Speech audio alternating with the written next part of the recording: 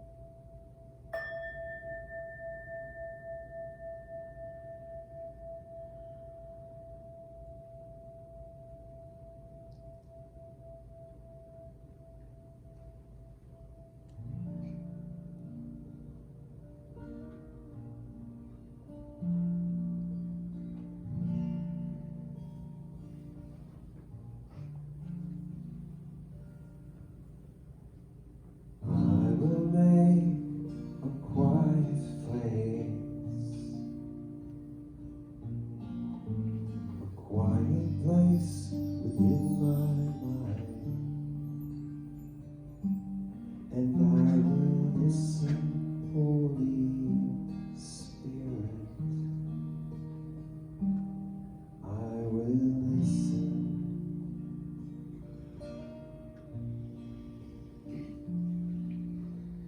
I will make a quiet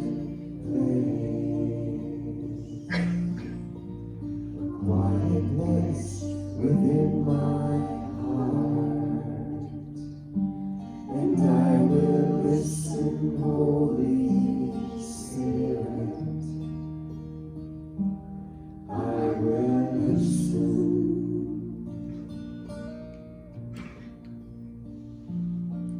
Be still, my soul, be still.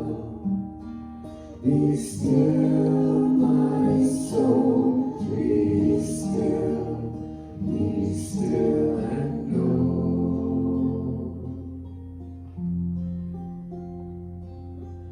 I will make a quiet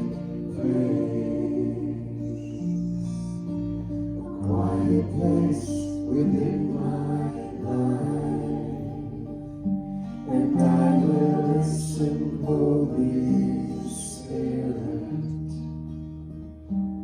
I will listen.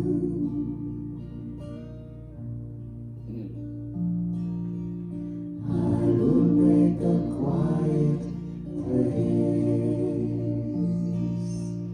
I will make a quiet place.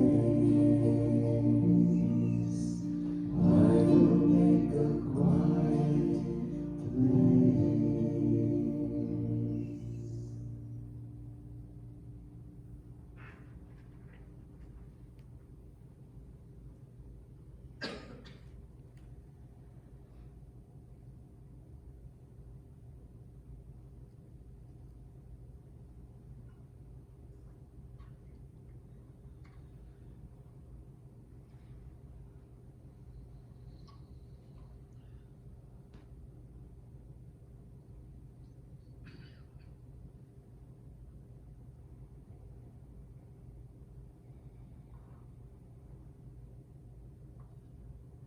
In this stillness and silence, I invite you to join with me in attuning to the God consciousness being within, that which we truly are.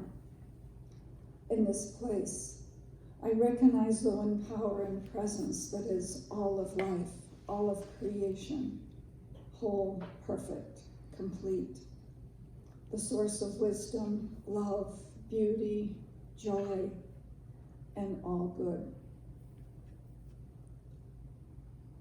I activate within me the consciousness of the one presence, and I consciously align myself with this truth, knowing that I am fully a part of the divine essence, and that each person here and all of humanity is an expression of the one presence.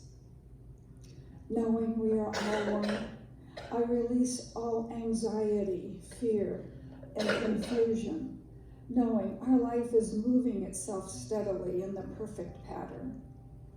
I affirm that we are able to see beyond appearances and see the truth. I accept and am grateful for divine wisdom and guidance that is always available, that guides and directs us in the midst of seeming chaos, confusion, and uncertainty. I know the divine is present in each moment, each activity, and each breath. I accept the peace, joy, and fullness of life that is always available to shine through everyone, creating a world that works for all. I affirm that we are each beacons of light and peace, full of faith and confidence, and contribute a positive influence in our world. And turning my attention to the prayer chest and the prayers of your heart, I know the divine presence is already active in each request, guiding and directing each to its highest and best outcome. Love, peace, harmony, health, Wisdom is already being revealed, and the truth in each prayer is made manifest. Healing is at hand. And I give thanks for this blessed gathering today, knowing that all are blessed. The message, the music, the staff, the volunteers are blessed as they facilitate this opportunity to deepen our awareness of the truth. With thanksgiving, knowing that the divine law of life always says yes, I release these words, knowing all is in divine order as we join together and declare, and so it is.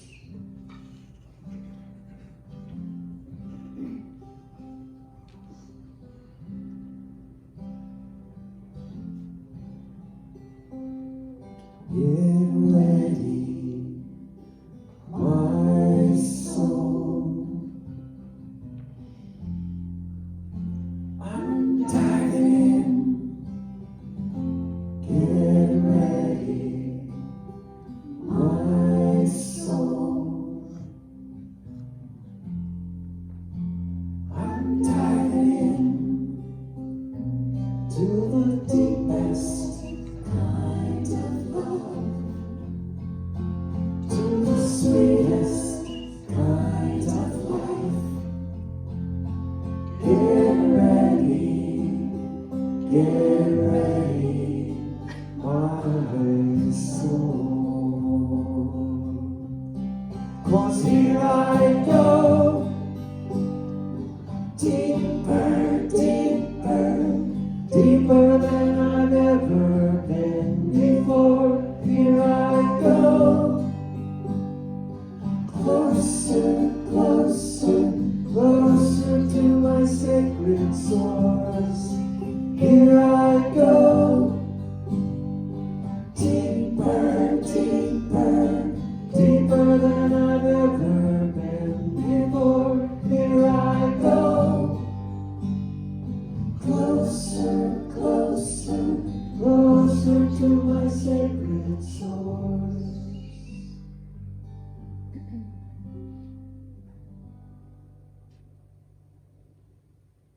Get ready, my soul.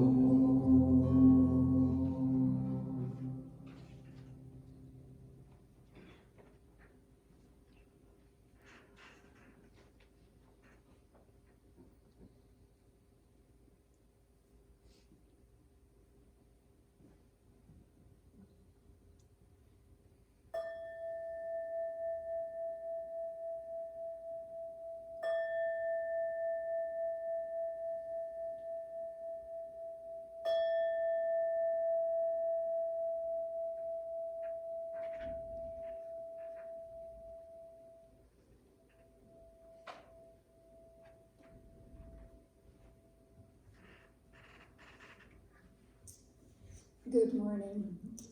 I'd like to remind you that the prayer chest is down the stairs to the left. If there is something that is concerning you, if you would like a little more help navigating the confusion going on in the world at the moment, if you would like some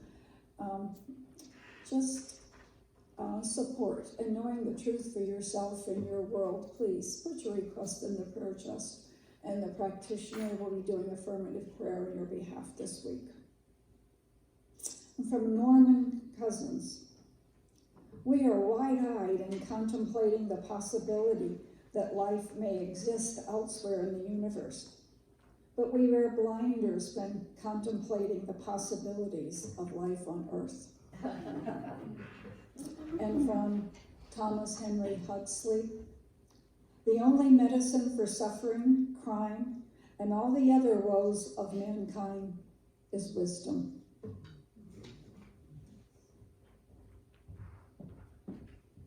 Well, Barry Kaufman said, just being happy is a great contribution to life.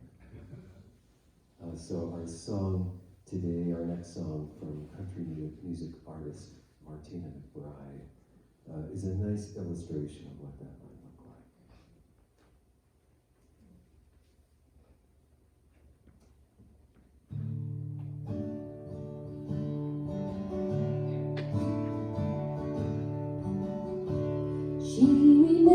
remembers when she first got her wings, and how she opened up the day she learned to sing. And then the colors came, erased the black and white, and her whole world changed when she realized she's a butterfly, pretty as the crimson sky. Nothing's ever gonna bring her down. And everywhere she goes, everybody knows she's so glad to be alive. She's a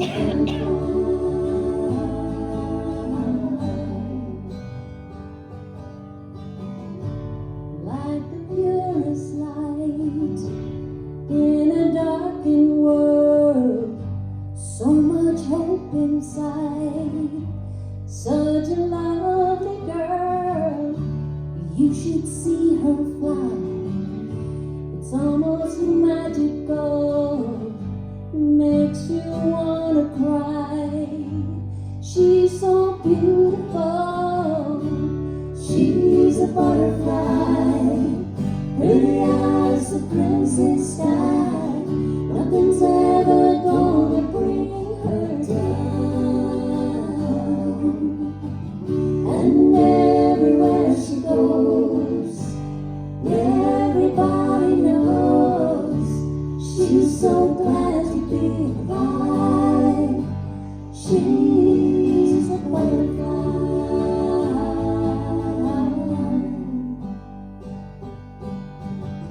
God bless the butterfly, give her the strength to fly. Never let her wings touch the ground. God bless the butterfly, give her the strength to fly. Never let her wings touch the ground. She's a butterfly. Pretty as the crimson skies, a butterfly's ever gonna bring her down. She's a butterfly. And wherever she goes, everybody knows she's so glad to be alive. She's a butterfly.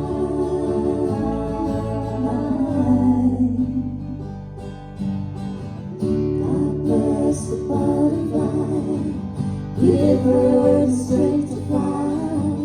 Never let her wings touch the ground. God bless the butterfly, God bless the butterfly, God bless the butterfly.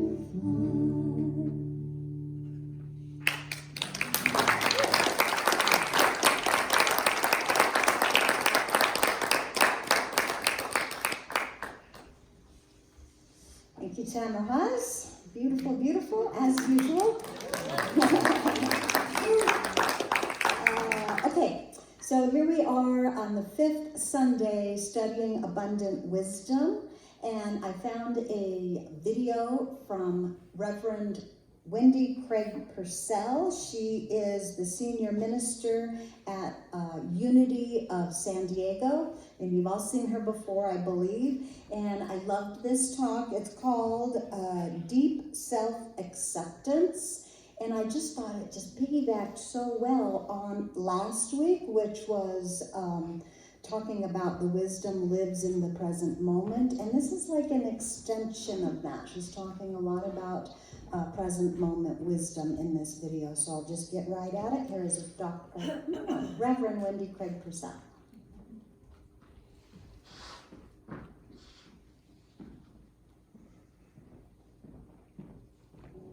We have been exploring my classmate's book. His name is Robert Brummett, and his book is Living Originally, 10 Spiritual Practices to Transform Your Life. We began the series last Sunday, and we talked about the first practice, the practice of radical self-awareness. Say that with me. Radical self-awareness. And our homework assignment was to practice bringing our sense of awareness into each and every moment that we possibly can, and to do so in a very, very radical way, to be aware of how things feel in our body, to keep our minds open and receptive, and to keep bringing ourselves into this moment of awareness. And in the book, he offers 10 spiritual practices. 5 of them he calls foundational practices, and those practices are the practice that we learned last week of radical awareness, radical self-awareness, and today we're going to be looking at the practice of deep self-acceptance. Then there's the practice of unlimited forgiveness and universal benevolence and compassionate communication. And then Robert also offers 5 other practices that are more specific to different kinds of situations in our lives. So we're just going to be looking at the core practices. They really are foundational. And I was curious when I first read his book of why the title, why the words living originally? And it wasn't until I understood how he was using that term that it really made sense. Because to me, when I think of living originally, I'm thinking of uniqueness. I'm thinking of something very out of the ordinary. I thought, well, what does that really have to do with this idea of 10 spiritual practices, 5 core practices? But the way that he is presenting these ideas is that living originally is about living from the inner sense of ourselves, the origin of ourselves, not our stories, not our self-image, not the things that we have accumulated from our culture or from our parents. That living originally isn't about living differently, it's about living authentically from the very, very deepest part of us, from that part of us that oftentimes is referred to as the silent witness, the observer, the one that can, within us, that sees and knows and can observe what the other is doing. And so this overarching theme of living originally is really about having a direct experience of our lives, a direct experience of our lives, stripped of the stories, stripped of the analysis, from the very origins of ourselves. And these practices build upon themselves. And I was thinking about the practice of radical self-awareness, that we can't really move into deep self-acceptance if we are not aware. If we are not aware of what it is that we are really experiencing, not how we're interpreting it, but how we're really experiencing it. If we're not aware, then we really can't accept, or we can't accept with authenticity. I shared with you last week that I think one of the challenges that we have to radical self-awareness is our lack of language, our lack of vocabulary to really name what it is that we are experiencing. And until we can kind of expand that vocabulary, and I shared with you, you might want to turn to Brene Brown's newest book, Atlas of the Heart, for some help here. Until we can really expand our vocabulary of our felt experiences, our felt emotions, it becomes more difficult for us to be able to move into these deeper layers and spiritual practices, the very practices that can and do transform our lives. So what do we mean, and what does Bob mean, with this idea of deep self-acceptance? I thought I understood what self-acceptance was, and I imagine that you might have a similar sense of it as I did. That to accept yourself is to have a pretty healthy self-image,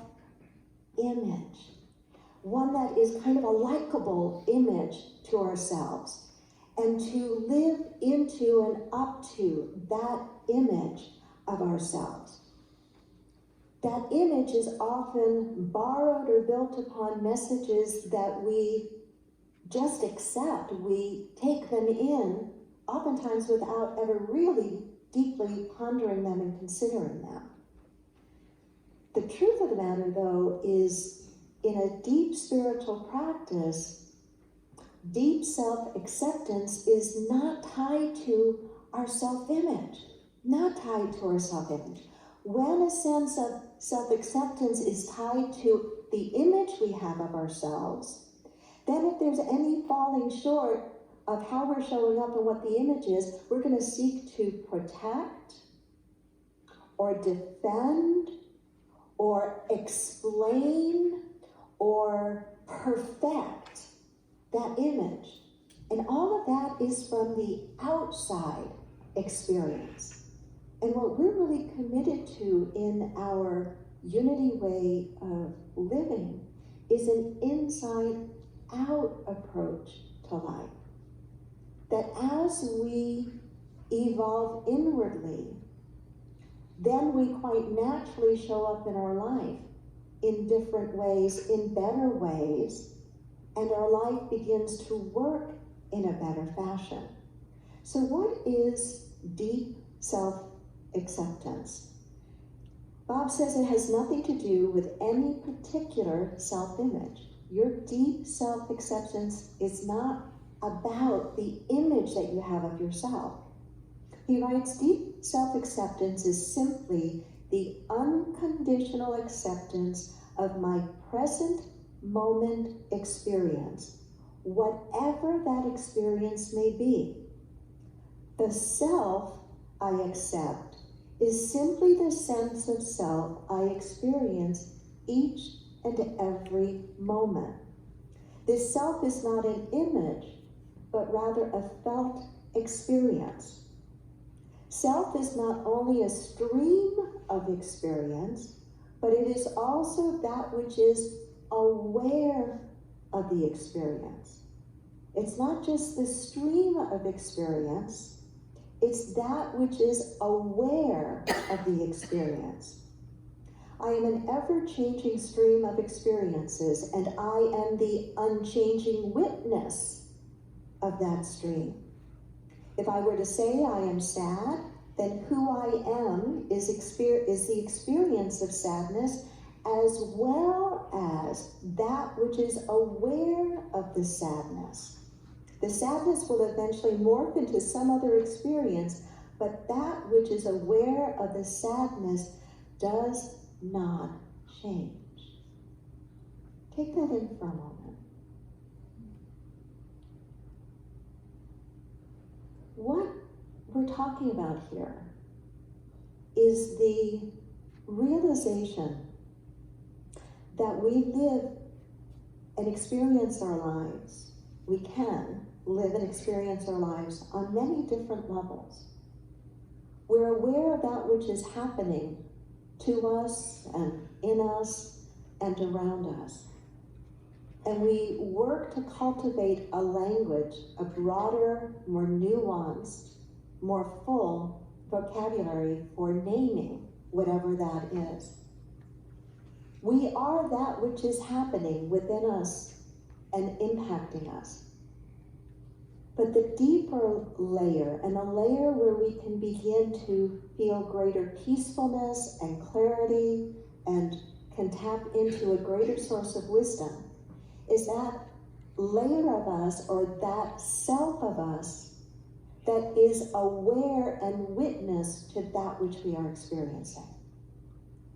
That's a powerful place to be. And it's not power over anything external. It's a spiritual power that gives us a sense of freedom to not discount what is going on. That's why he is calling it deep self-acceptance. To accept whatever it is that we're feeling inside.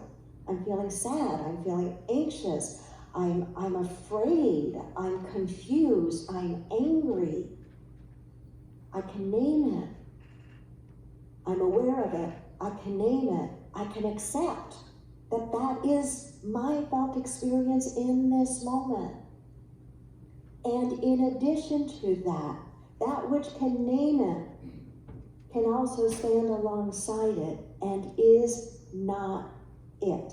Does that make sense?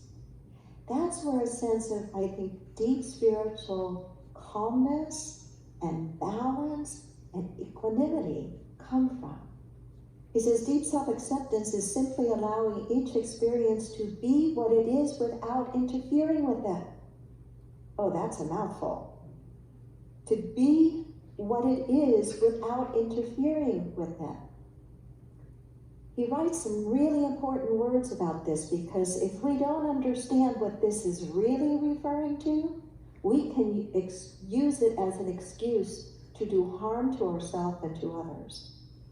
He writes, I want to emphasize that I am referring to my internal experiences, not necessarily to my words or actions. At times it is necessary to control my words and actions. Acceptance of an internal experience does not mean acting out these internal feelings in an unconscious or harmful way. I can accept the physical sensations, thoughts, and emotions without acting any of it out. Internally, I allow everything to arise naturally. Externally, I act ethically and responsibly to the best of my ability. I can completely accept an emotion or desire and yet refrain from acting upon it. Deep acceptance means accepting my present internal experience completely and acting ethically and responsibly in the world. Take a breath. So it's not license to do harm. It's not license to act out of a lower nature feeling that we might be experiencing in a moment. It's to accept that that's what's going on, but to also bear witness that that's not all that we are, and to still always hold ourselves to the best of our ability to that which is highest ethically and morally. Deep self-acceptance does not mean that I like everything that's happening, right? There's probably a lot that may be happening that internally that's going on for me or for you that you don't like. I mean, let's be honest. Don't we have preferences for how we want to feel? Right. When we grow more and mature more spiritually, they become preferences and not addictions, right? We can prefer to be at peace. I think that's natural for us to prefer the emotions and felt experiences that are pleasant. But there's a difference between preferring and grasping and out of fear, attaching and addictive energy to it. It's the ability to be aware and to accept that which is arising, and whatever is arising, to notice it, to accept it without story. And if it's a harmful or a negative kind of feeling, to not act upon it. So it doesn't mean that we like it. Doesn't mean that we like it. Few of us enjoy being uncomfortable or in pain, right? We don't enjoy it. And conversely, we prefer to be in pleasurable experiences. But there's experiencing the pleasurable with a sense of openness, not from a place of fear that if I don't hold on to that which is pleasurable right now, I might never experience it again. That's not really fully being with the experience of pleasure. How many of you have ever been witness to somebody on a vacation, experiencing the entire vacation on the back end of a camera? Right? And please don't hear me saying there's anything wrong with taking lots of pictures on vacation. That's not what I'm saying. But sometimes a person can be in that state. I've got to take all these pictures because I've got to make sure I remember them. But I'm not experiencing them right now because I'm so afraid I'm going to forget them that I've got to put. Are you with me on that? Right? So that's kind of the subtlety of, yes, we have a preference and want to accept the positive that's arising, but we don't hold it tightly. We let it be and we enjoy it fully, but not from a place of fear that will never come again. Deep self-acceptance does not mean never taking action or to bring about change. It does not mean never taking action to bring about change, but it does mean that we know what the motivation behind the action is that we're taking and why we're wanting to bring about the change. And oftentimes, and Bob spends quite a bit of time in the book writing about this, that what's about our desire for change is resistance. We want to change it because we're resisting what is. And the moment we're resisting what is, we're not accepting it. And until we can accept it, we can't be on the other side of it. Can't be on the other side of it. With deep acceptance, I see the I that is aware of the resistance. And I see that the I that is aware of resistance is itself free of resistance. The I in yourself, not this I, but the sense of I. The I in yourself that is aware of the resistance you feel, the thing you feel like you cannot accept inside of you and around you. The I that is aware of that resistance is the I that is free from it. And the I that is free from it is the one that is the portal into the greater wisdom of how to respond, of what action to take or no action to take. Sometimes the most powerful thing we can do is nothing. It's nothing. I have a ministerial friend and colleague. Her name is Reverend Sandra Campbell. And we chit-chat every once in a while, especially about the anti-racism work that the Unity Center's been doing for a while. And as ministers, we talk about things that go on in our ministries and some of the stuff that can be difficult and challenging. And she was sharing some stuff with me. And she said, you know, my mama, this is Sandra speaking, my mama used to always say, the Lord will fight your battles if you just sit still. That was her favorite. Her mama, who lived to be, I think, over 100 years old, used to say from scripture, the Lord will fight your battles if you just sit still.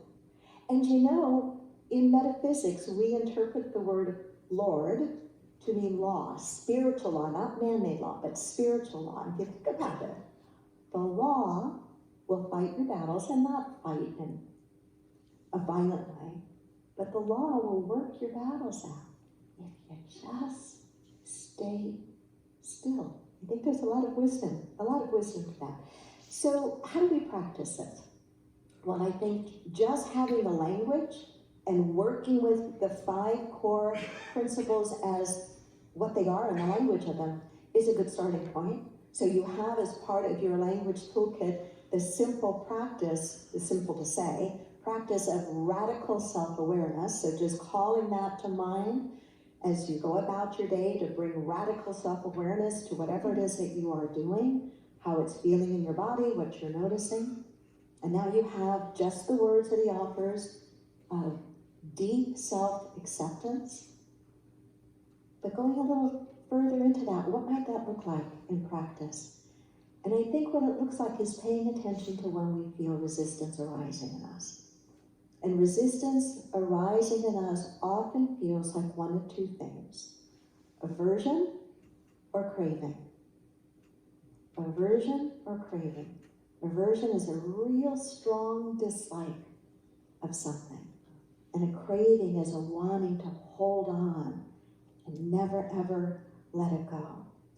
Aversion is an active form of resistance. And so we watch and we notice what's going on inside of us. I'm feeling resistant. My buttons just got pushed. What's going on? To try to name it and to accept it. To accept it. But to allow that in us which can see it, name it, and accept it, to also be the portal for a higher change. And to notice when we are craving something. It's been said that with craving, the mind looks outward to avoid looking inward. I thought those were powerful words, that with craving or with addiction, the mind is looking outward instead of looking inward. And so all of this is a journey of paying attention to our inner experience. It is, to me, part and parcel of Jesus talking about, why are you so aware of the speck in your brother's eye that you don't notice the log in your own eye? First, remove the log from your own eye, then you'll see clearly to remove the speck from your brother's eye. I think in part what he was talking about is that when we really get that our journey is to look deeply within, without story, without harsh judgment, with an energy of acceptance and understanding. When we really do that, because for most of us, that's a pretty full-time job. We don't have the energy, we don't have the time, we don't have the desire to be about trying to figure out what's wrong with the other person. Oh yes, we can walk alongside and be helpful and supportive, but that's different than making another person or a project rather than ourselves being our project. Does that make sense? Does that make sense? So in closing, deep self-acceptance is simply allowing each experience to be what it is without interfering with it in any way. Namaste.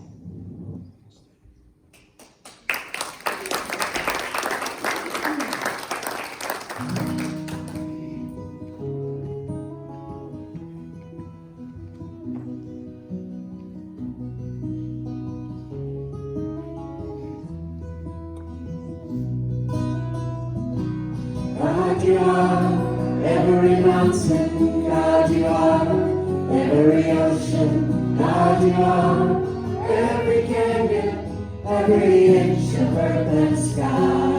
God, you are every morning. God, you are every midnight. God, you are every moment, every second of my life. Everything I see, everything I do, everything I am is you. Everything above, everything below, everything I know is you. God, you are every sunrise. God, you are every moon glow. God, you are every star shine, every inch of earth and sky. God, you are every springtime. God, you are every snowfall. God, you are every season, every second of my life. Everything I see, everything I do, everything I am is you. Everything above, everything below, everything I know is you. 'Cause you are the very breath I breathe, and your perfect love created me. Everything I see, everything I do, everything I am is you. Everything above, everything below, everything I know is you. Everything I see, everything I do, everything I am is you. Everything above, everything below, everything I know is you. Everything I see, everything I do, everything I am is you. Everything above, everything below, everything I know is you.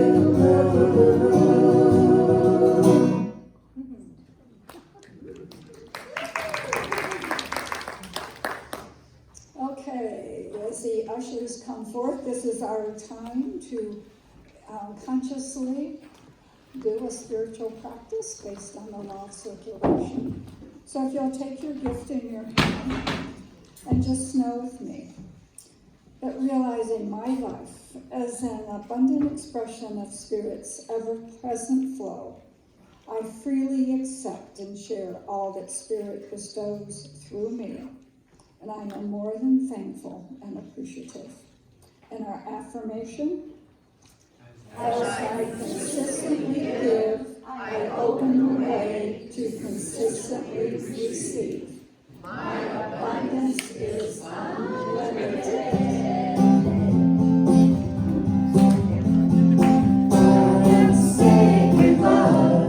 Sacred love is all that I am. I am sacred love is all that I am. Show the way, God, show the way. I want to live in such a state of grace. Lead the way, God, lead the way. I want to live in such a holy place. Such a holy place. I am blessed in peace. I am blessed in peace. Blessed in peace is all that I am. I am blessed in peace. Blessed in peace is all that I am. Show the way, God, show the way. I want to live in such a state of grace. Lead the way, God, lead the way. I want to live in such a holy place. Such a holy place. I am deepest joy. I am deepest joy. Deepest joy is all that I am. I am deepest joy. Deepest joy is all that I am. Show the way, God, show the way. I want to live in such a spacious grace. Lead the way, God, lead the way. I want to live in such a holy place. Such a holy place. I am sacred love. Sacred love is all that I am.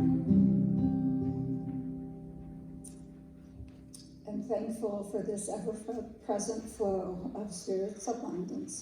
I know these gifts are blessed as they go forth, blessing our church, our community, and our world, and so it is. So we have Claiming Our Good up here, and this is the last time that we will have these affirmations. We'll be changing them next month.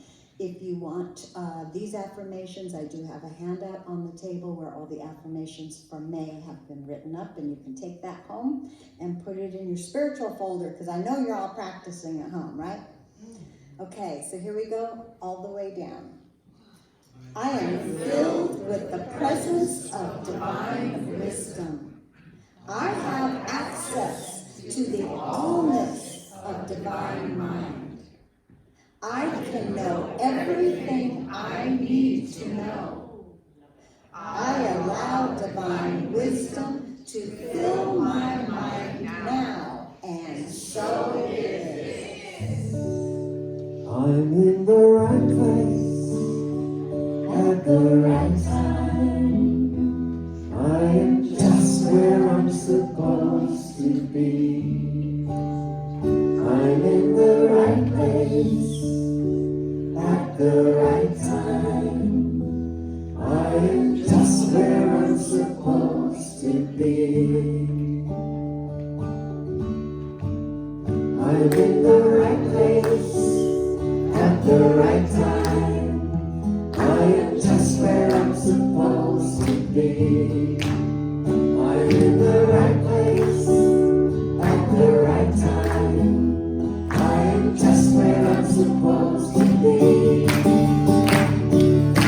I'm in the right place